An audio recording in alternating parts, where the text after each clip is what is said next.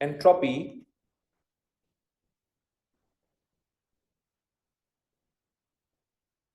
and Gibbs free energy.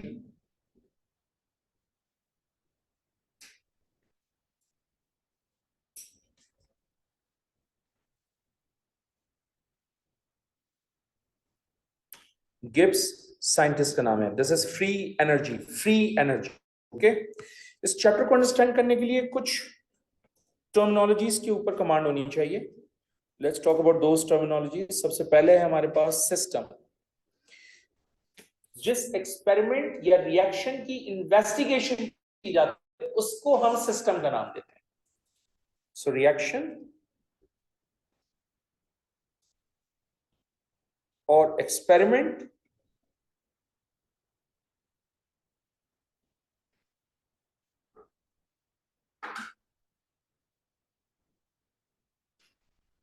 which is used for investigation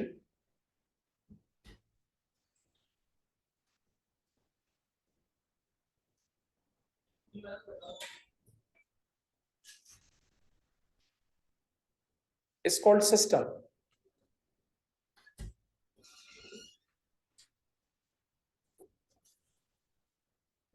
Next terminology, surrounding. जिस apparatus में, जिस container में experiment perform किया जाता है उस कंटेनर को, उस एपरेटस को सराउंडिंग कहते हैं. सराउंडिंग कहते हैं. ठीक है. सो कंटेनर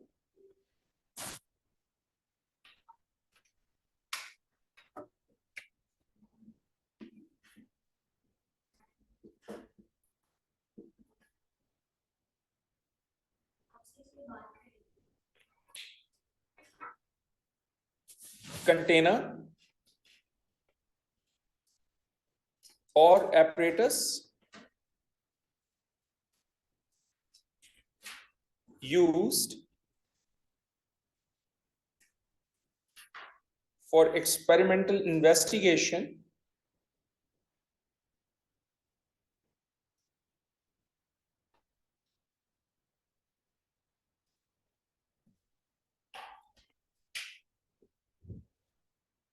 is called surrounding. तो इसका मतलब जो सराउंडिंग है वो तुम्हारा एपरेटस है, और तुम्हारा एपरेटस जो है वो कॉनिकल फ्लास्क हो सकता है, टेस्ट ट्यूब हो सकती है, बॉइलिंग ट्यूब हो सकती है, बीकर हो सकता है, मेजरिंग सिलेंडर हो सकता है, वो कोई सा भी एपरेटस हो सकता है, कैलोरीमीटर हो सकता है.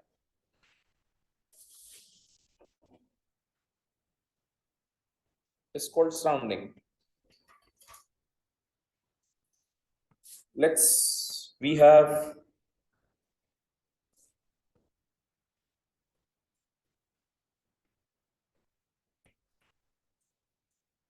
another terminology which is spontaneous change. But spontaneous change has certain points. क्या होता है जी spontaneous change? अगर कोई भी chemical reaction without taking any external source of energy खुद से हो जाए तो उसको हम स्पॉन्टेनियस चेंज का नाम देते हैं. Reaction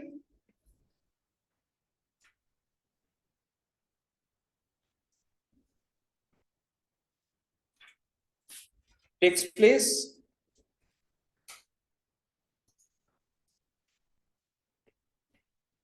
on its own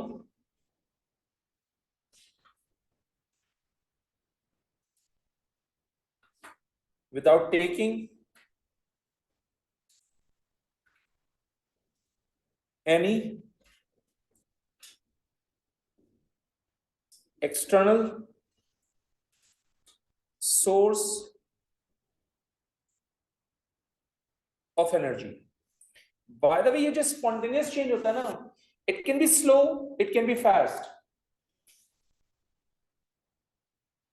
This change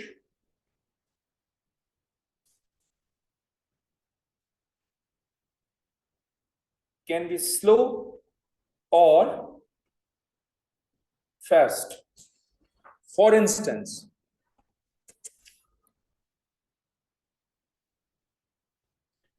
evaporation of water at RTP is a slow spontaneous change. खुद ब खुद होगा at RTP. Okay. Then we have rusting of iron. खुद से होता है रस्टिंग ऑफ आयरन, कोई एनर्जी प्रोवाइड नहीं करते हम, लेकिन स्लो होता है, राइट?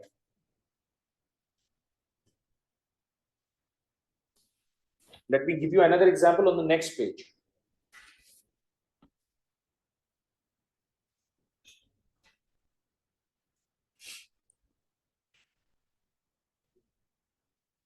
इसके अलावा कौन सी एग्जांपल्स हो सकती हैं? लेट्स सपोज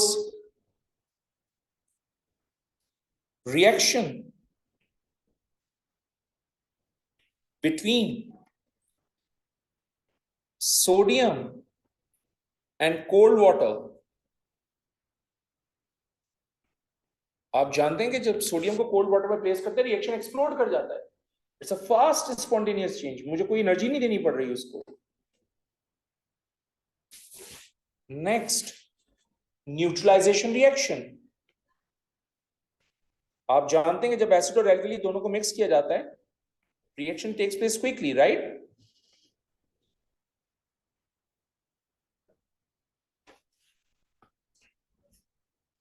सो ये भी फास्ट होगा. Next, precipitation reaction.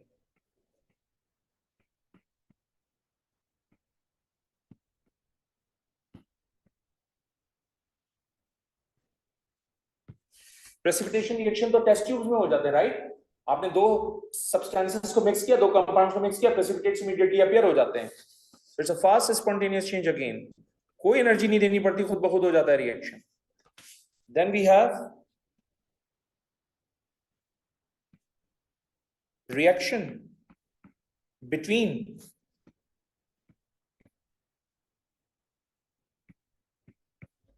Magnesium and cold water. हमने A1 में पढ़ा था स्लो रिएक्शन होता है, तो ये स्लो स्पॉन्टेनियस चेंज है क्योंकि आप कोई भी एक्सटर्नल एनर्जी प्रोवाइड नहीं कर रहे. Alright, I hope it makes sense to you. एक और भी है,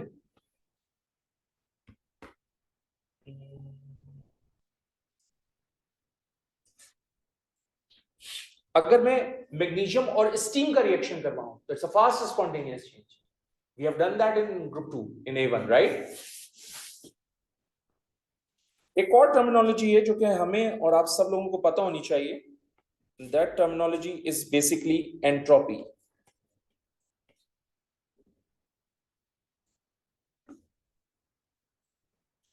entropy is the kind of energy.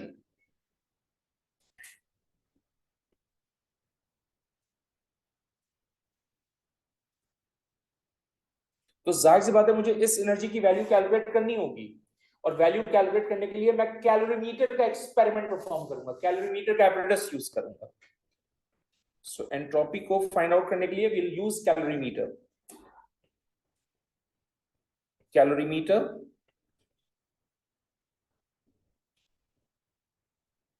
is used to calculate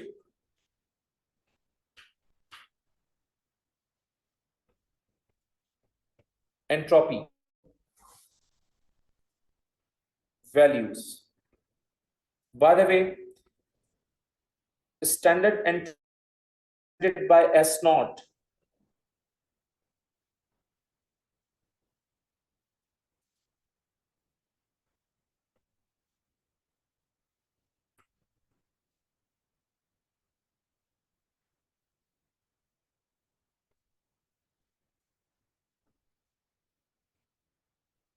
okay, and obviously ये जो नॉट है ये स्टैंडर्ड कंडीशन को रिप्रेजेंट करता है.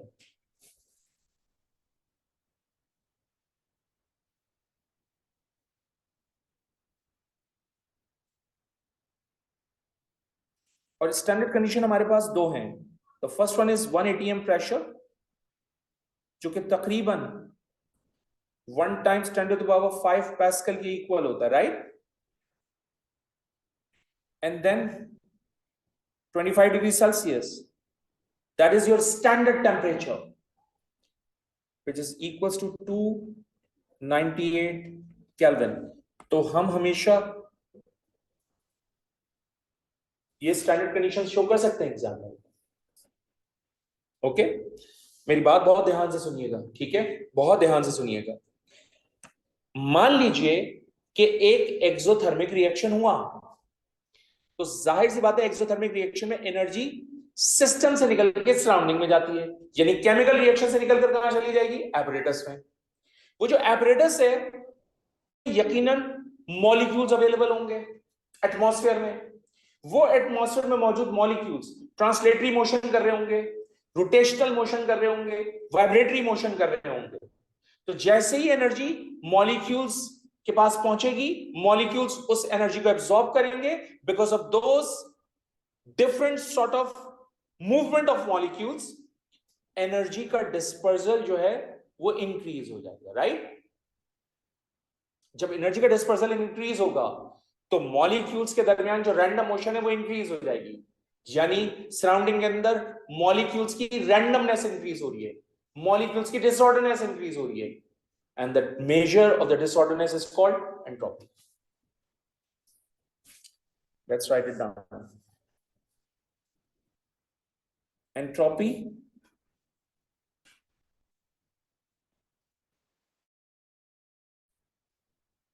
is a measure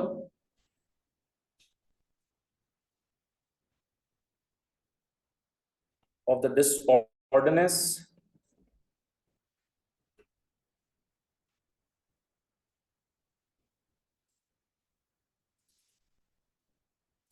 of the system.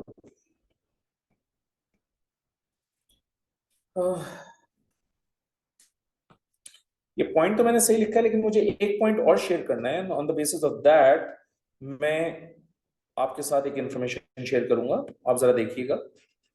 मैं एंट्रोपी का ये पॉइंट यहां हाईलाइट कर रहा हूं आपको इसलिए क्योंकि इसमें मैंने एक पॉइंट और शेयर करना है। मैंने अभी थोड़ी देर पहले आपसे ये कहा है कि जब भी एंट्रोपी का प्रोसेस होता है, डिस्पर्सल ऑफ एनर्जी का प्रोसेस होता है फ्रॉम सिस्टम टू सराउंडिंग और सराउंडिंग टू सिस्टम।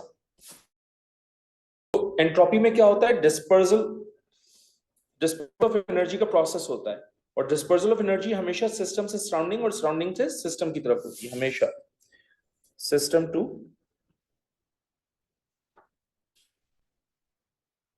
सराउंडिंग और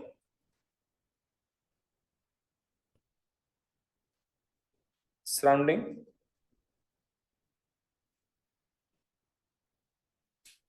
टू सिस्टम। ठीक है? तो अगर अगर अगर सिर्फ ये डेफिनेशन लिखोगे तो एक्सेप्ट नहीं करेगा डेफ।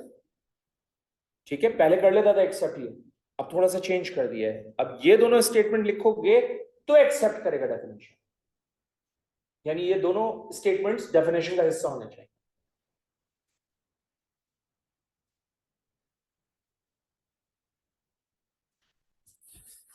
ये भी याद रखिएगा कि तमाम स्पॉन्टेनियस चेंज के लिए एंट्रोपी की वैल्यू हमेशा हायर होती है, that's a fact. For all spontaneous change,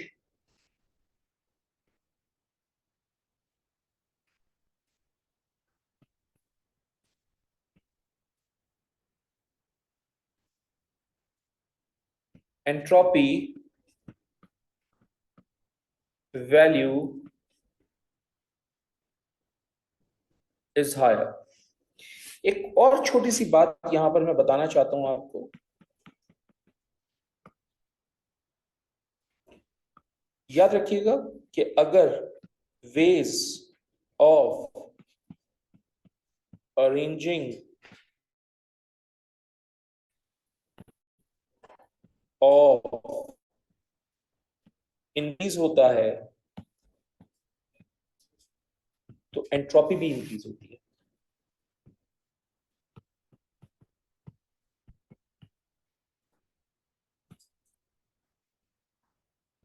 ठीक है, एक बात तो ये हो गई। दूसरी बात, रैंडमनेस और disorderness is the same thing.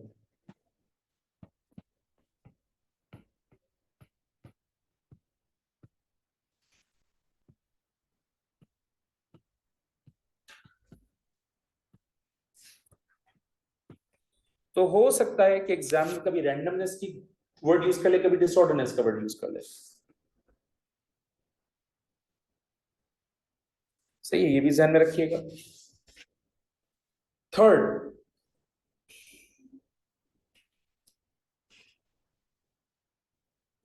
हमने ओ लेवल केमिस्ट्री में डिफ्यूजन का प्रोसेस पढ़ा था, याद है आपको? और डिफ्यूजन के प्रोसेस में क्या होता है? मूवमेंट ऑफ मॉलिक्यूल्स होता है।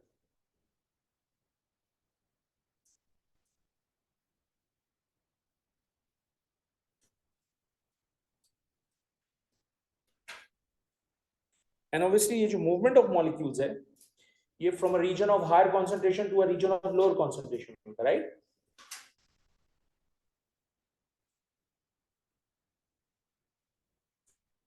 From the region of higher concentration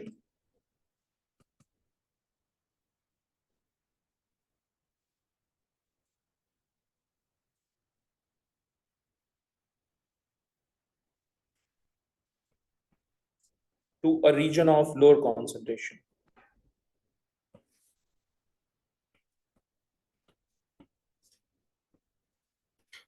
तो इस पूरे प्रोसेस में क्या होगा?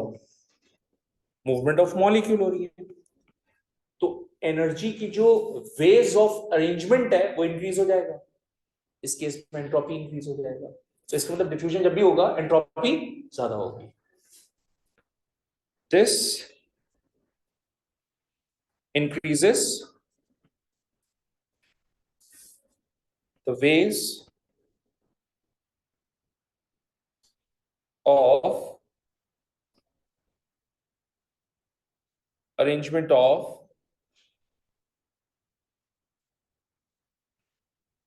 energy. So entropy increases. एक और देखिए,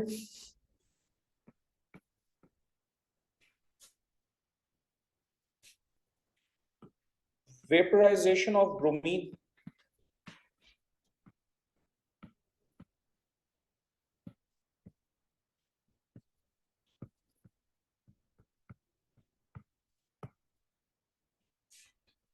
आप सब जानते हैं कि ब्रोमीन जो है वो एट आरटीपी लिक्विड होता है। It is a highly volatile liquid.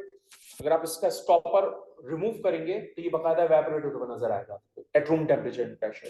तो जाहिर सी बात है जब इवेपोरेशन हो रही होगी तो वो रूम टेम्परेचर पे ही होगी, तो स्लो स्पॉन्टेनियस चेंज होगा क्योंकि खुद ब खुद हो रहा है। इस इन दैट केस एंट्रोपी फिर भी ज्यादा होगी, राइट?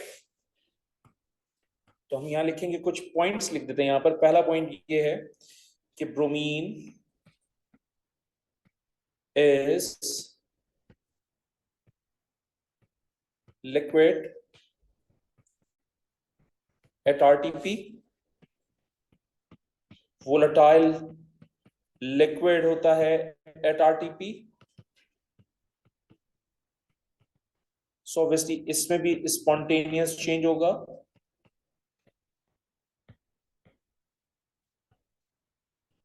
क्योंकि खुद ब खुद हो रहा है, ठीक है? so obviously higher entropy होगी इसकी भी, यानी higher disorderness, higher entropy।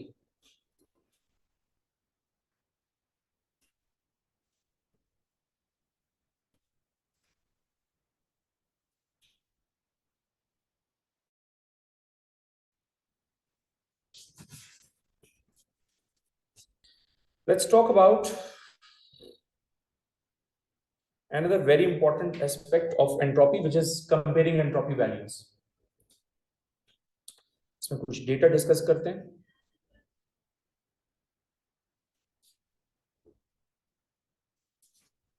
Next is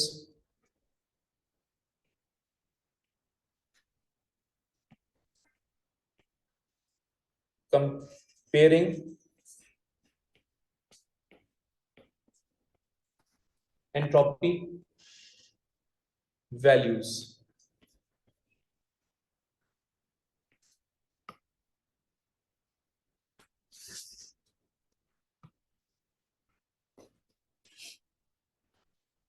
entropy की वैल्यूज को कंपेयर करने के लिए हम सबसे पहले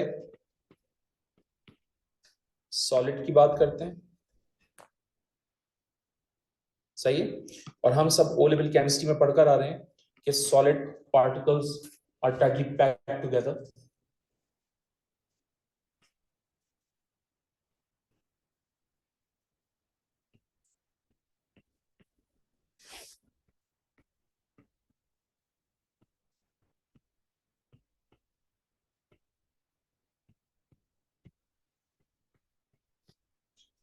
If solid particles are tightly packed together, then it means particles के दरमियान highly regular arrangement of atom का process होगा।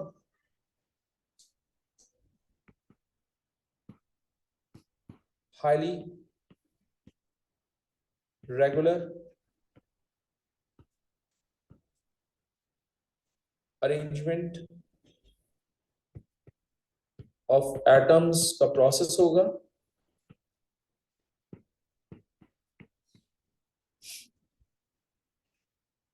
पार्टिकल्स के दरमियान obviously strong attractive forces exist करेंगी।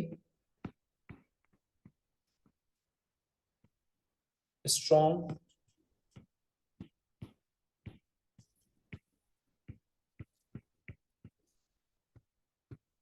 attractive forces exist,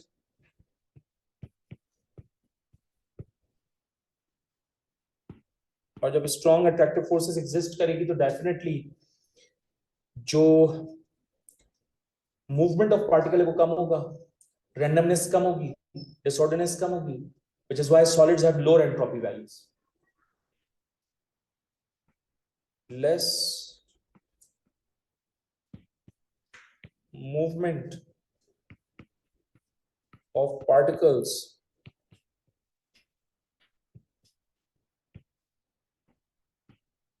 less disorderness,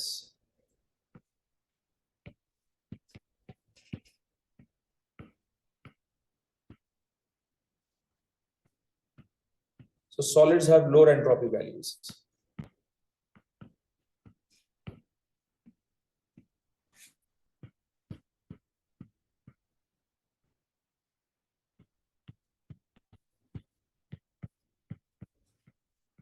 obviously यहां पर बात समझाने के लिए हम एक एग्जांपल शेयर करेंगे। तो हम यहां सब्सटेंस ले रहे हैं और हम यहां पर स्टैंडर्ड एंट्रोपी की वैल्यूज शो कर रहे हैं। बाय द वे जो एंट्रोपी की यूनिट होती है वो joules mole inverse Kelvin inverse होती है, ठीक है, ये याद रखिएगा। सो मैं यहां कुछ वैल्यूज शेयर कर रहा हूं आपके साथ।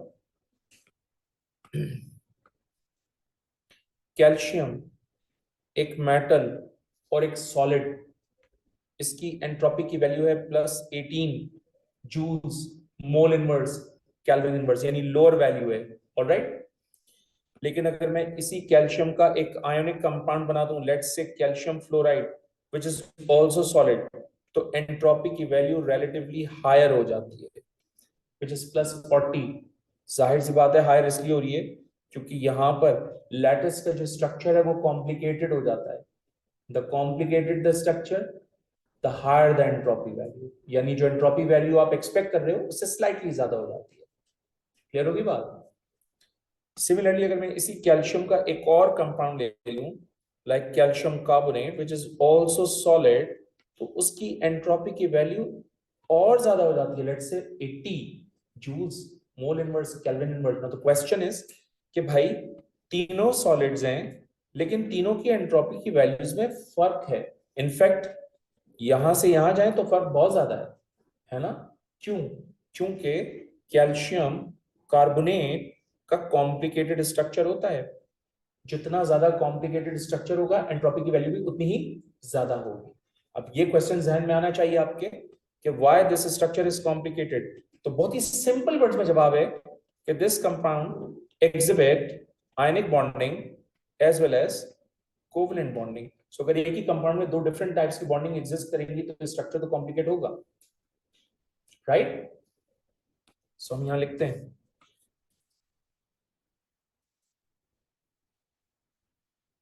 calcium carbonate has a complicated structure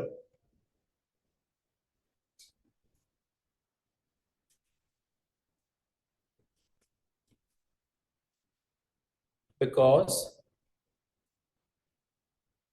it is an impure ionic crystal, and so it contain both ionic and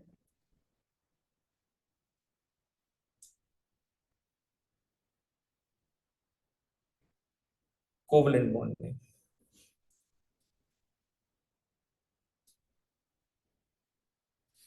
okay ये बहुत ही सुपरफिशियल इंफॉर्मेशन है कि यार इसमें दो तरह की बॉन्डिंग है जिसकी वजह से स्ट्रक्चर कॉम्प्लिकेटेड है। एक और भी एक्सप्लेनेशन हो सकती है, मैं जरूर उसको शेयर करूंगा, ठीक है? So you guys have to be very very careful. आप सब जानते हैं कि ये कार्बोनेट का स्ट्रक्चर है। हम सब A1 केमिस्ट्री में पढ़कर आ रहे हैं कि अगर किसी भी एलिमेंट के ऊपर नेगेटिव चार्ज होता है तो वो एलिमेंट बॉन्ड फॉर्म कर लेता है। इसका मतलब ये नेगेटिव चार्ज यहां पर बॉन्ड बनाएगा। जब ये नेगेटिव चार्ज यहां पर बॉन्ड बनाएगा तो सिचुएशन ये हो जाएगी आपके पास, ये कार्बन है, ये double bond oxygen as it is, यहां सिंगल बॉन्ड के बजाय अब क्या हो जाएगा, डबल बॉन्ड, क्योंकि नेगेटिव चार्ज ने बॉन्ड फॉर्म बना लिया। आप नोट करें ये कार्बन एटम जो है वो अपने 4 कोवलेंट बॉन्ड सेटिस्फाई नहीं कर रहा, 5 हो गए ना, होने कितने चाहिए 4। So in order to satisfy the number of bonds of carbon, ये पाई बॉन्ड इस ऑक्सीजन एटम पे शिफ्ट होगा। जब ये पाई बॉन्ड इस ऑक्सीजन एटम पे शिफ्ट होगा तो आपके पास टेक्निकली नेगेटिव चार्ज अब इस वाले ऑक्सीजन एटम पर आ चुका है, एग्रीड, और ये एज इट इज रहेगा। नोट करें अगर मैं ये बीच वाला स्ट्रक्चर यहां से इग्नोर कर दूं तो नेगेटिव चार्ज ऑक्सीजन पे है, नेगेटिव चार्ज यहां पर भी ऑक्सीजन पे है। इसका मतलब चार्ज मुसलसल ऑसिलेशन में है, और जब चार्ज ऑसिलेशन में होगा तो मूवमेंट ऑफ चार्ज की वजह से डिसऑर्डरनेस बढ़ेगी, एंट्रोपी भी बढ़ेगी, which is why structure is complicated because of this resonance process. Charge oscillation is basically resonance process. All right. So जहां आयनिक और कोवलेंट बॉन्डिंग है, which is a very superficial information, वहां ये इंफॉर्मेशन ज्यादा मुझे क्लिक करती है कि नहीं यार, चार्ज ऑसिलेट हो रहा है only on the oxygen atom, मुसलसल ऑसिलेट होगा, जिसकी वजह से मूवमेंट ऑफ चार्ज रैंडमनेस ज्यादा, डिसऑर्डरनेस ज्यादा, एंट्रोपी भी एक्सपेक्टेड से ज्यादा। तो जहां कॉम्प्लिकेटेड स्ट्रक्चर होगा वहां एंट्रोपी एक्सपेक्टेड से ज्यादा होगी। अच्छा, दो दो सॉलिड्स और भी हैं आपके पास, अभी अभी याद आया मुझे, ग्रेफाइट भी तो है और डायमंड भी है, राइट? तुम सब A1 में पढ़कर आ रहे हो कि इसका लेयर स्ट्रक्चर होता है, these layers are held together by van der forces, और इसमें से कोवलेंट बॉन्डिंग होती है। इसकी एंट्रोपी ज्यादा होती है, इसकी एंट्रोपी कम होती है। व्हाई? बिकॉज ग्रेफाइट में कोवलेंट बॉन्डिंग के साथ साथ वैन डेर फोर्सेस एग्जिस्ट करती हैं, and that makes the structure complicated, which is why graphite की जो एंट्रोपी होती है वो डायमंड से स्लाइटली ज्यादा होती है। ये बात भी लिख लीजिए।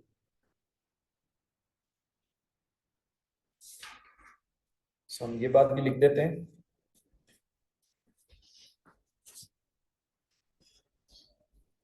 Graphite has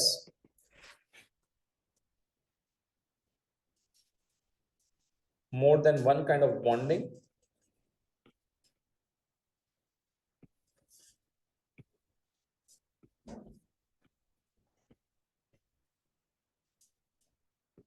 so this makes the structure complicated.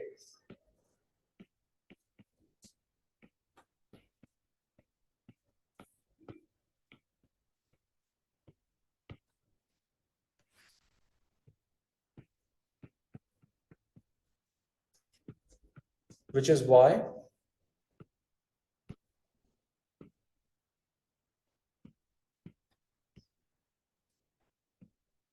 entropy of graphite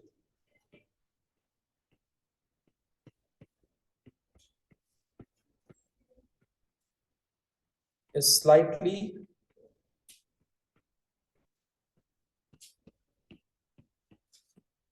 greater than diamond. Okay. Now the next is liquids.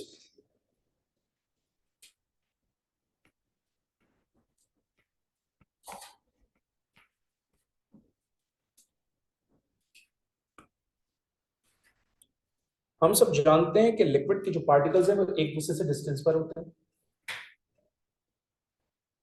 Particles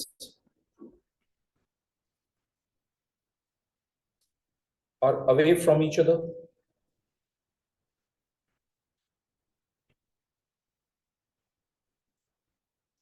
particles के दरमियान वीक अट्रैक्टिव फोर्सेस होंगी.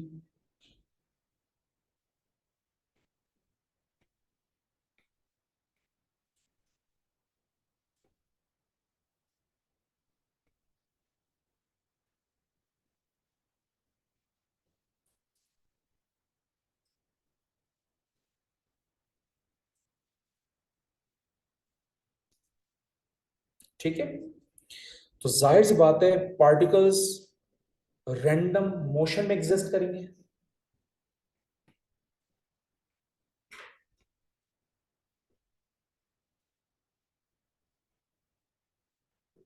विच मींस लिक्विड के अंदर इररेगुलर अरेंजमेंट ऑफ एटम होगा.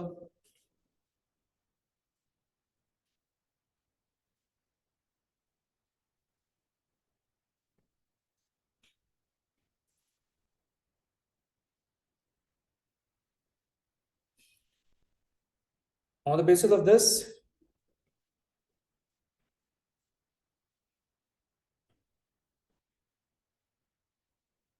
Disorderness increase होगी.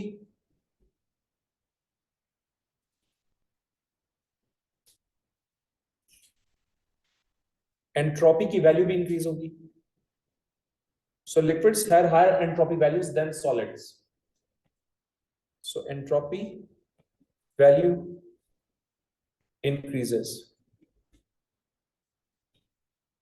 Let me give you an example here again.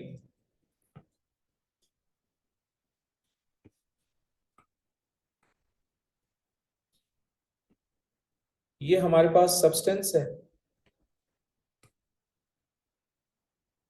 और हम इनकी स्टैंडर्ड एंट्रोपी की वैल्यूज दे रहे हैं. बाय द वे ये वैल्यूज याद नहीं करनी होती है, वैल्यूज क्वेश्चन में हमेशा गिवन होती हैं. ये हो जाएगा joules, mole inverse, Kelvin inverse.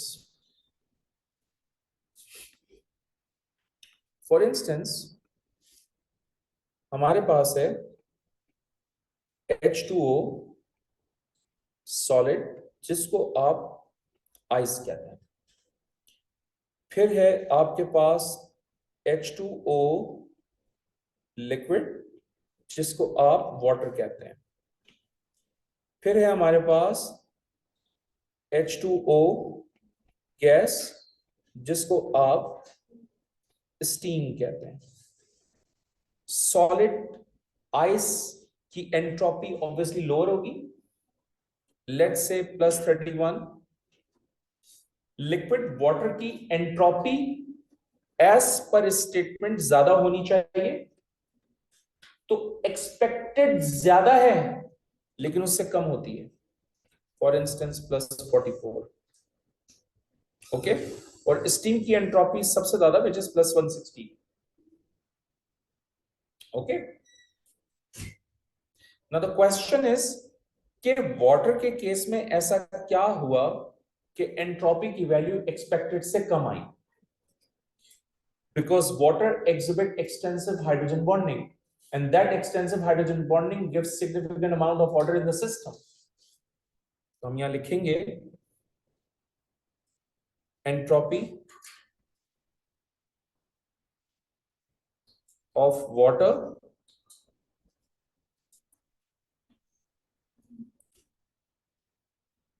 is lower than expected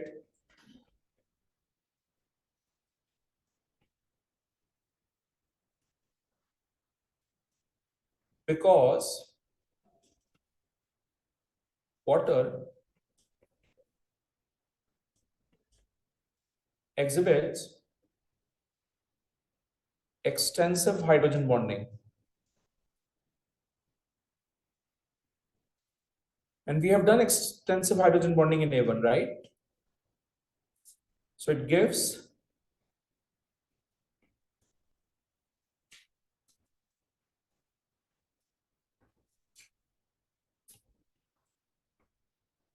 significant amount of order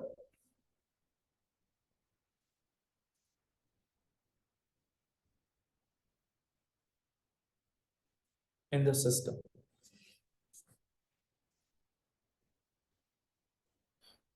Next, gases से रिलेटेड डिस्कशन करते हैं.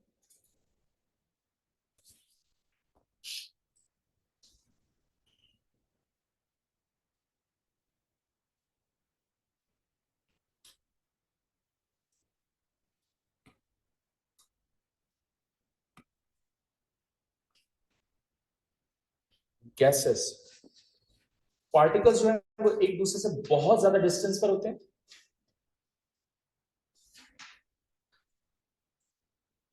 Particles are very far away from each other.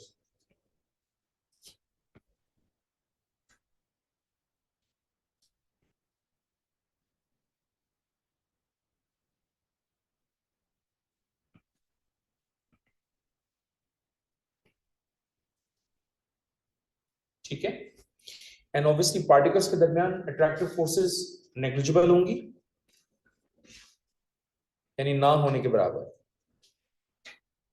Negligible forces exist between particles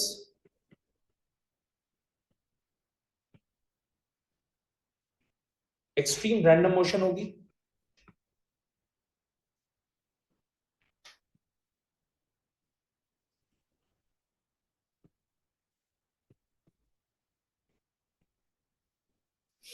ठीक है. सिस्टम जो होगा वो highly irregular arrangement में survive करेगा.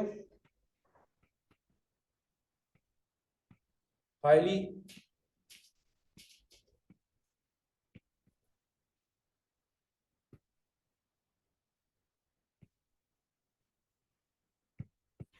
irregular arrangement of atom, highly disordered होगा.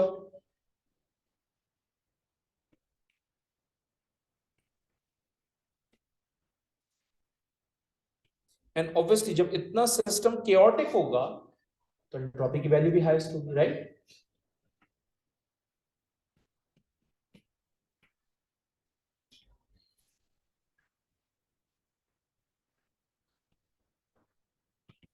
ओके, तो एंट्रोपी वैल्यू हाईएस्ट. एक छोटा सा नोट देख लीजिए यहां से.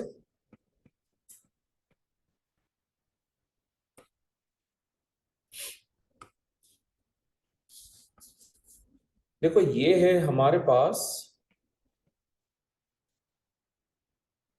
आइस, है ना? इसको आपने किस में कन्वर्ट कर दिया?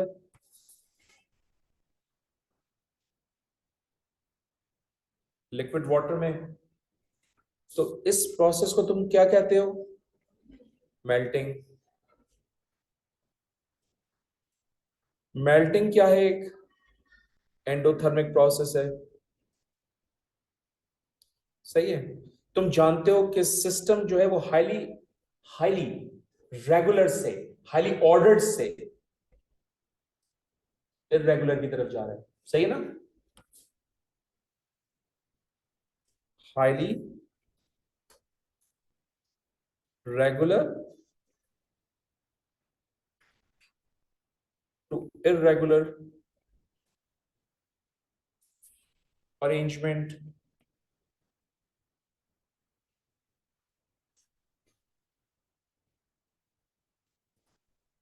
of atoms.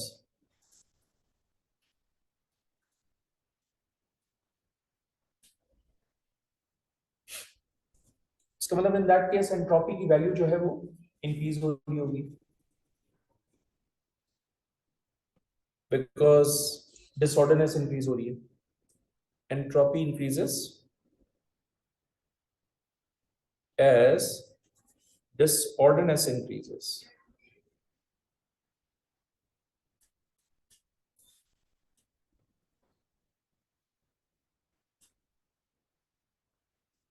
ठीक, ये हमारा नोट में पहला पॉइंट था. अब हमारा नोट का सेकंड पॉइंट.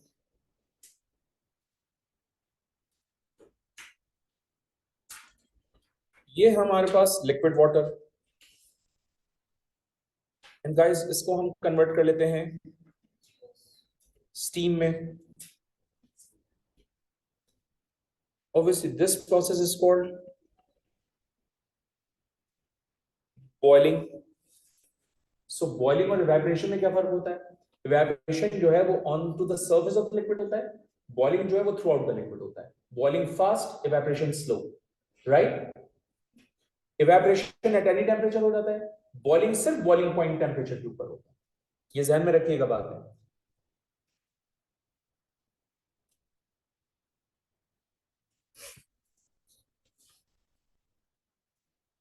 ये भी एक एंडोथर्मिक प्रोसेस है.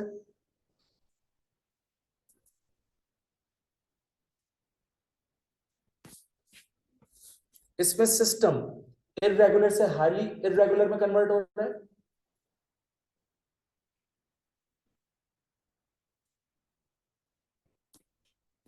Irregular to highly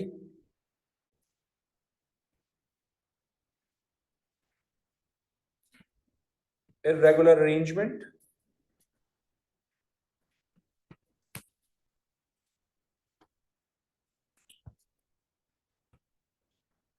so more disorderness,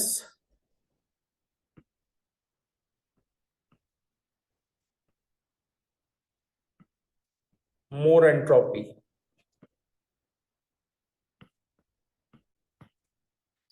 On the basis of this entire discussion, मैं आपके साथ एक छोटी सी इंफॉर्मेशन और शेयर करूंगा on the next page.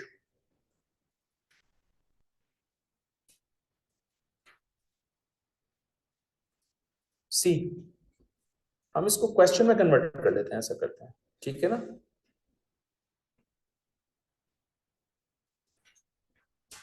Draw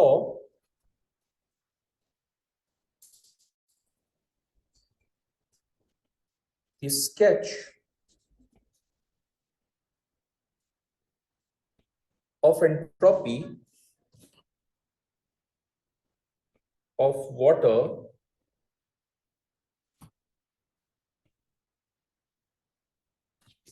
when temperature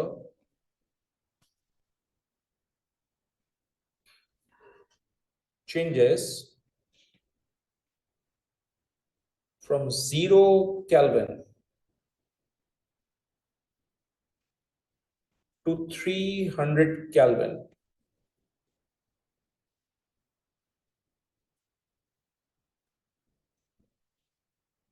At 0 Kelvin, water is solid.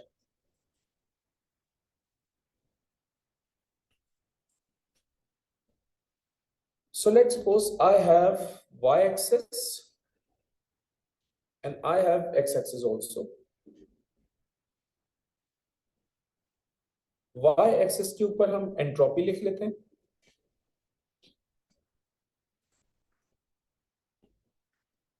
And obviously ये standard entropy होगी in joules, mole inverse, Kelvin inverse. ये 0 आया एक्स एक्सिस पे, फिर आपके पास 100 है, फिर आपके पास 200 है, फिर आपके पास 300 है, एंड देन फिर आपके पास 400 है। And by the way everyone, by the way everyone, x axis पे टेम्परेचर बेटा इन केल्विन। ओके, सो मुझे कह रहे हैं कि भाई आप 0 केल्विन से कहां लेके जाओ इसको, 300 केल्विन पे। तो इसमें 3 स्टेजेस हैं। फर्स्ट स्टेज, आपके पास 0 केल्विन है ना, this is not okay, all right, this is 0 kelvin, ठीक है, ओके मत समझिएगा बाद में, दिस इज 0 केल्विन। इस 0 केल्विन का मतलब क्या है, -273 kelvin, right, which is absolute temperature, ऐसा ही है ना। अब जाहिर सी बात है, अगर -273 केल्विन है तो ऑब्वियसली वो कह रहे हैं कि वाटर जो है वो सॉलिड है। जब सॉलिड होगा तो पार्टिकल की मूवमेंट नहीं होगी, काइनेटिक एनर्जी नहीं होगी, तो एंट्रोपी भी क्या होगी, 0,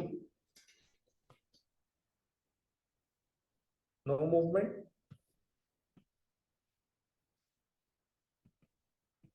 no kinetic energy,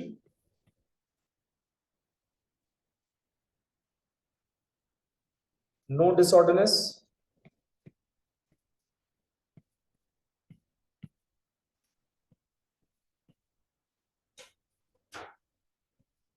obviously 0 entropy होगी। तो इसका मतलब मैं स्केच यहां पर कर दूं, ये आ गया 0 एंट्रोपी। 0 केल्विन पे एंट्रोपी भी क्या होगी, 0। इसके बाद जो नेक्स्ट स्टेज होगा इसके अंदर, वो है आपके पास 0 डिग्री सेल्सियस। और 0 डिग्री सेल्सियस किसके इक्वल होता है, 273 केल्विन के, है ना, है ना। ऑन ऑन दिस पॉइंट, और ये 273 केल्विन टेक्निकली यहां आ रहा होगा, देखो कहीं, है ना। तो 273 केल्विन के ऊपर सॉलिड और लिक्विड दोनों एग्जिस्ट करेंगे, टेम्परेचर में कोई फर्क नहीं पड़ रहा होगा।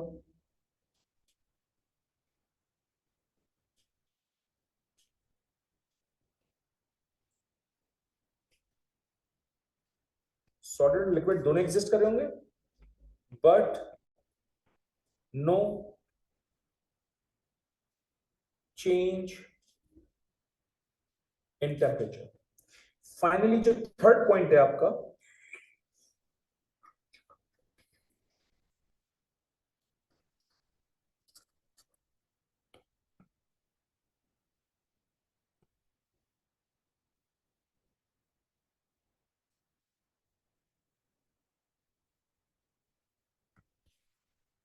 उसमें देखें,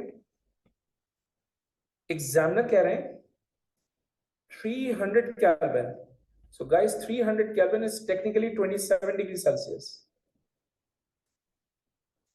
right? तो इस 27 डिग्री सेल्सियस पे क्या होगा, लिक्विड एग्जिस्ट करेगा,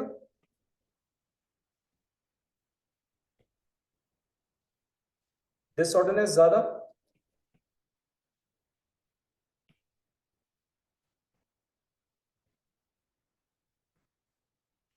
एंड ऑब्वियसली एंट्रोपी भी ज्यादा।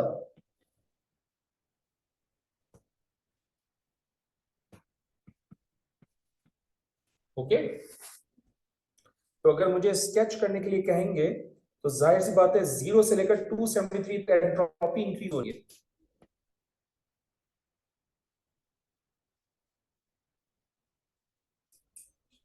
ठीक,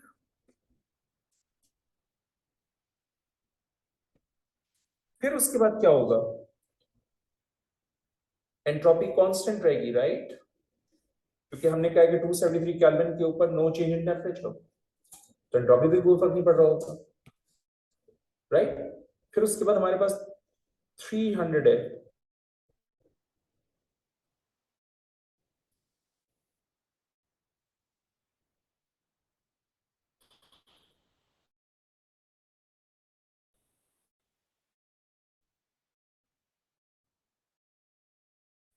काम में इशू नहीं है, बट ये एक्सेस थोड़ा सा तमीज का कर लूं मैं। This is 300 degrees, 300 kelvin.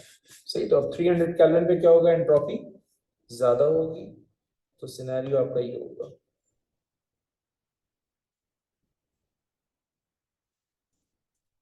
Clear?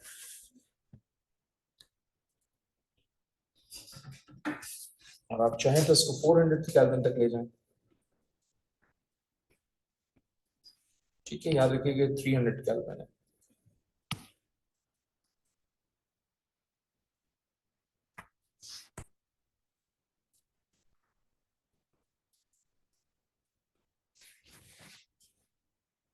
All right, I hope it makes sense to you.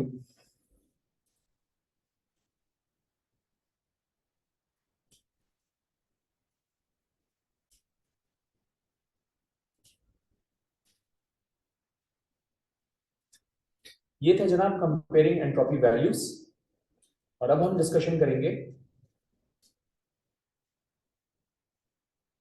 Reactions involving ions and gases.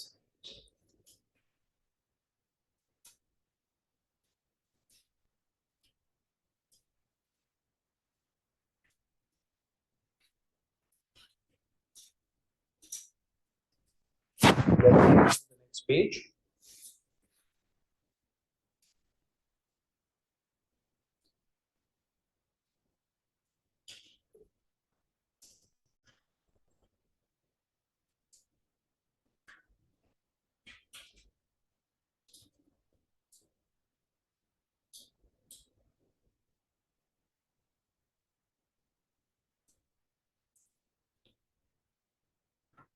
ठीक है, let's start. Reactions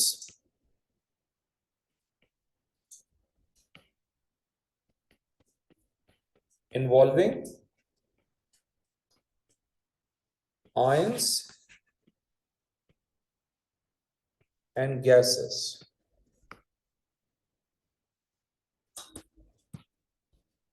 Let me write the first equation। ये आपके पास है ammonium chloride, and we know कि ये room temperature पे solid होता है। आप इसको जब डिकम्पोज करेंगे अंडर हीट, तो ये कन्वर्ट होगा अमोनिया गैस में और HCl गैस में। हम सब ने अभी पढ़ा है कि सॉलिड की एंट्रोपी लोअर, इसका मतलब रिएक्टेंट्स की एंट्रोपी भी लोअर। तो reactants have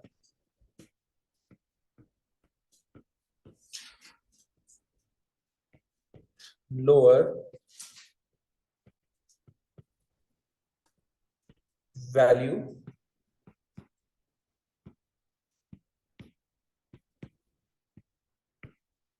because of solid state।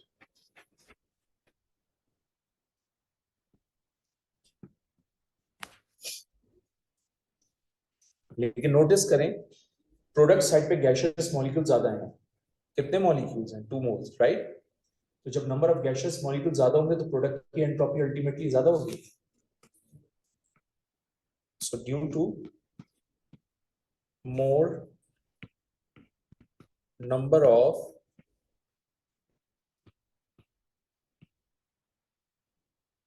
gaseous molecules, products have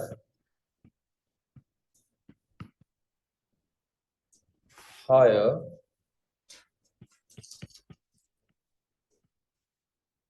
entropy values।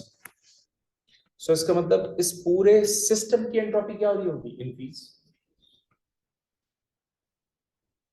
And system is basically the reaction, if you remember, entropy of system increases।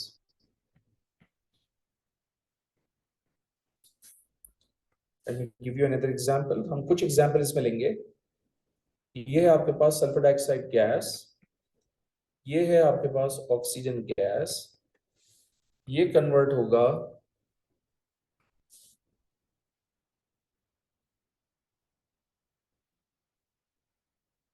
Sulphur dioxide gas में। आप note करें reactant side पर 3 gaseous molecules हैं, product side पर 2 gaseous molecules हैं। इसका मतलब ये हुआ कि रिएक्टेंट्स की एंट्रोपी ज्यादा, प्रोडक्ट की entropy come, so during the reaction entropy of the system decreases. Reactants have more entropy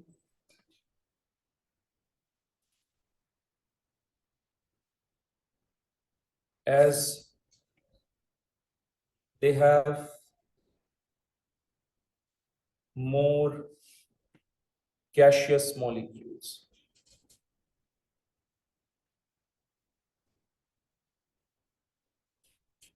Products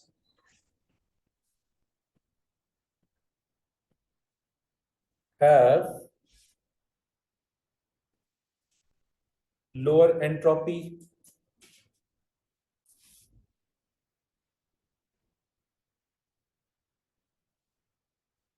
as they have less gaseous molecules.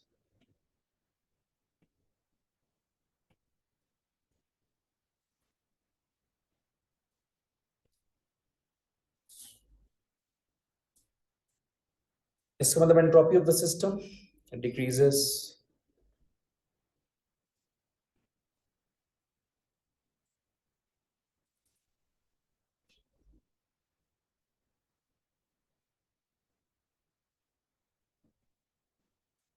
ठीक, यहां से एक पॉइंट और शेयर करना चाहता हूं। जब एंट्रोपी सिस्टम की इंक्रीज होती है तो उसकी वैल्यू हमेशा पॉजिटिव होती है, और जब entropy of the system decrease होती है उसकी वैल्यू हमेशा नेगेटिव होती है। एक और बात, अगर वैल्यू पॉजिटिव है तो इसका मतलब reaction is spontaneous, meaning reaction will take place, reaction हो जाएगा। और अगर वैल्यू नेगेटिव है तो इसका मतलब रिएक्शन नॉन स्पॉन्टेनियस होगा, रिएक्शन नहीं होगा। Reaction is non-spontaneous and so reaction cannot take place. Okay.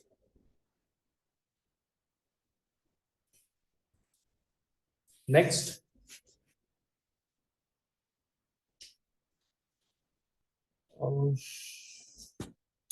I think